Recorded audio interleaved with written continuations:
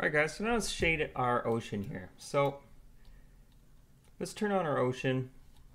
So we have our ocean just covering the plane of ground from the mountain there.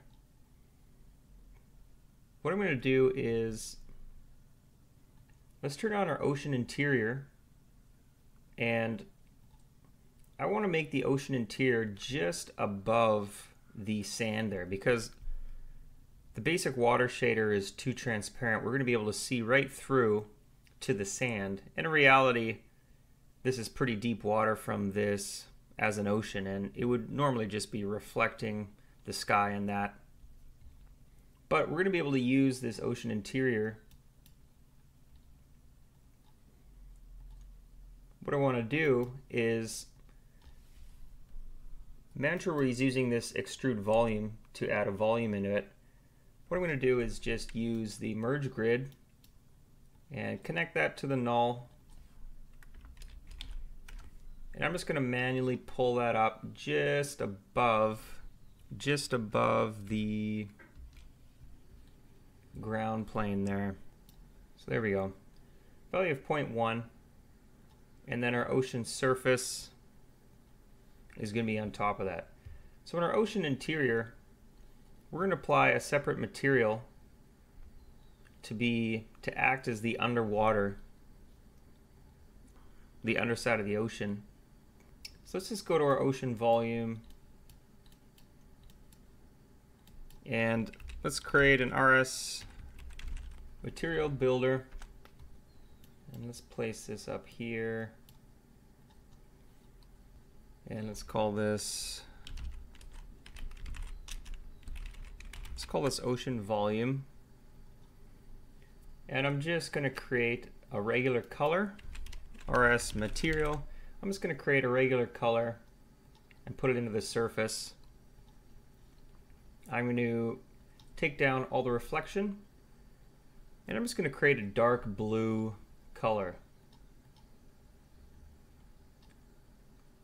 to be the underside of the ocean, the depths of the ocean. Something like that. Okay, that's pretty much that. So I'm going to apply that shader to our ocean volume, and it's ocean volume here. Now let's create one for the ocean surface.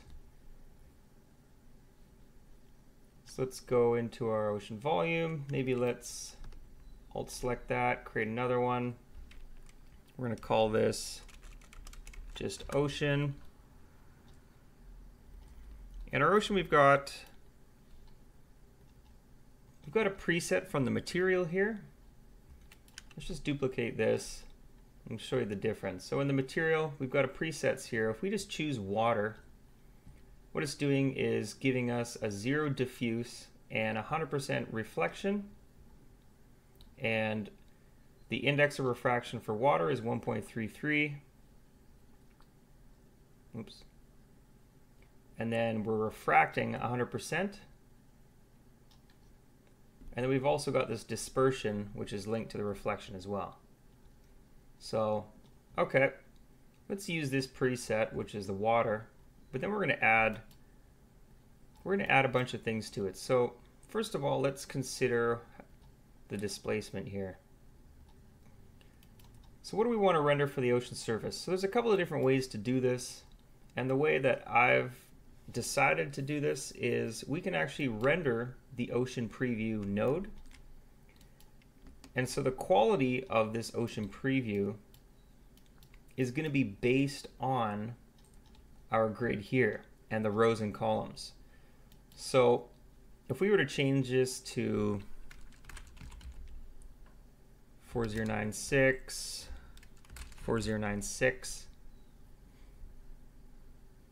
we'll get a higher detailed mesh. We'll be able to see a lot more detail in the ocean. But I want to be able to do this through displacement. Obviously, we don't want to be rendering this big geometry. So what I'm going to do is, under the ocean preview, we've got options to export our displacement to a texture. So all we need to do, we've got a couple of different options. For one, we can export the velocity, and this would be really useful if we got big splashes and we were maybe a bit closer to the ocean where we want to see different translucency in the water. Got a UV attribute. This is going to add UVs to the output geometry, which is what we're going to pull for rendering.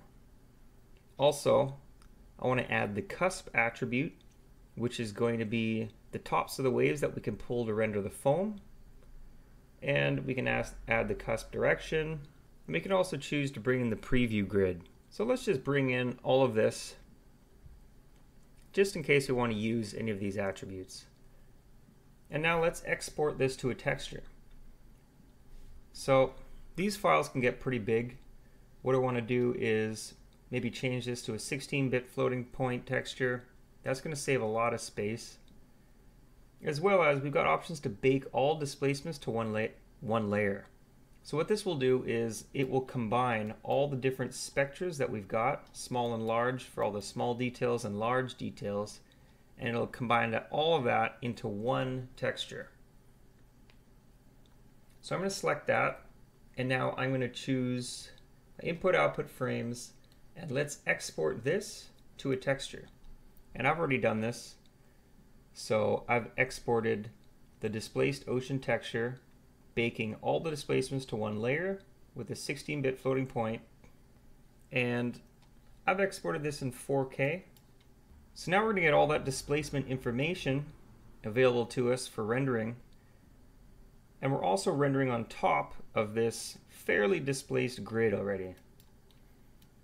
So now let's just take a look at our particles. In our particles, the reason why we wanted to make sure this is one of the reasons we want to make sure that we were displacing the particles when we wrote them out, so that they're going to be positioned on top of the foam already. So if we take a look at our foam particles,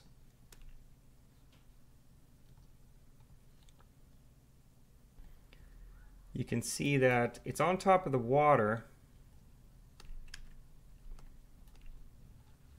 but if we get right in there and really close,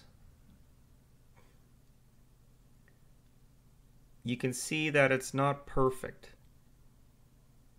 And that's because we're going to need more detail in our displacement for this to line up really correctly. But to be honest, when we're back here, we're not really going to notice it. And if we were really close to the ocean, we'd probably be doing a flip sim anyways.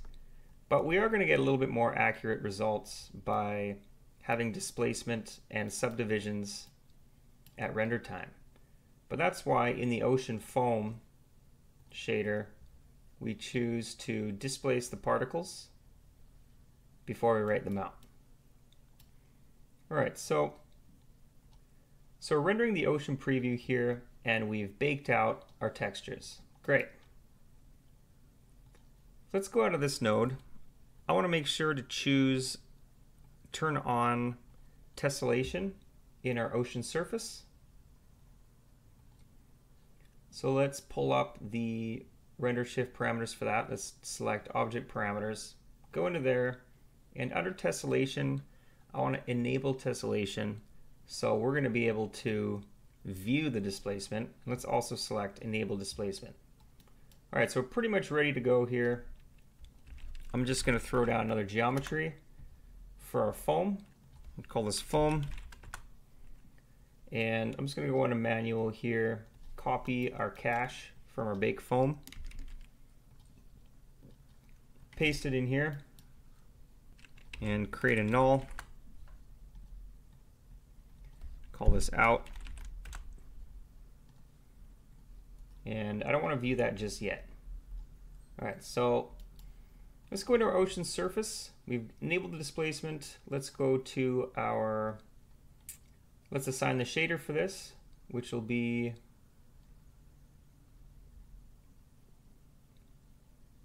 RS Ocean.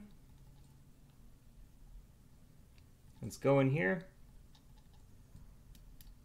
All right, let's go back into our camera. All right, so let's just take a render of this. All right, so here's an IPR of our water now. And you can see how things are coming along. So the next lesson, we're going to go set up the displacement, make some changes, add the foam, and then continue on.